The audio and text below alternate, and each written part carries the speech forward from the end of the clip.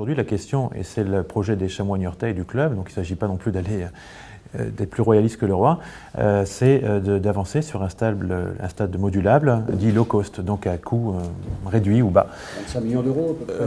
On évolue, enfin les chiffres, je les ai vus dans vos colonnes, puisque je n'ai pas eu accès à d'autres dossiers. En effet, ça allait entre 15 et 20 millions, peut-être que ça peut être un peu plus ou un peu moins. Franchement, la bataille de l'image, c'est aussi les chamois. Étudiant à Bordeaux ou ensuite à Paris, puis me déplaçant, il y a des amis un peu partout, quand on parle de Niort, on parle souvent des chamois quand j'ai la chance de tomber sur des footeux, il y en a quand même beaucoup. D'une part, c'est pas que l'équipe de Niort, c'est la plus grande équipe de foot du Poitou-Charentes.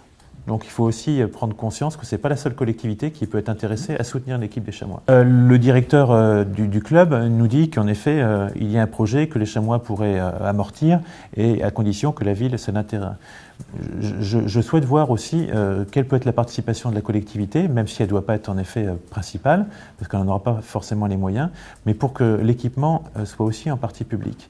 Parce que je ne veux pas d'un équipement uniquement privé. Je pense que voilà, on a une politique à faire avec le foot, avec les clubs de quartier. Je vais en discuter, j'imagine, très prochainement avec Karim Fradin et Joël Coué. On va voir ça, on va voir ce qui est possible, quelles sont les solutions financières et juridiques.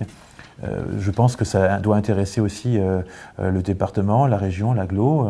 Ça peut intéresser aussi d'autres personnes. Et surtout, au-delà même de l'argent, affirmer une volonté politique de soutien. Les chamois, c'est aussi un outil formidable pour le maire, pour faire venir des gens qui sont intéressés par la ville. Venez. Et surtout, c'est un outil de mobilisation extraordinaire. Il y avait plus de 8 000, moi je croyais qu'il y en avait même 9 ou 10 000, tellement le stade était quasi complet.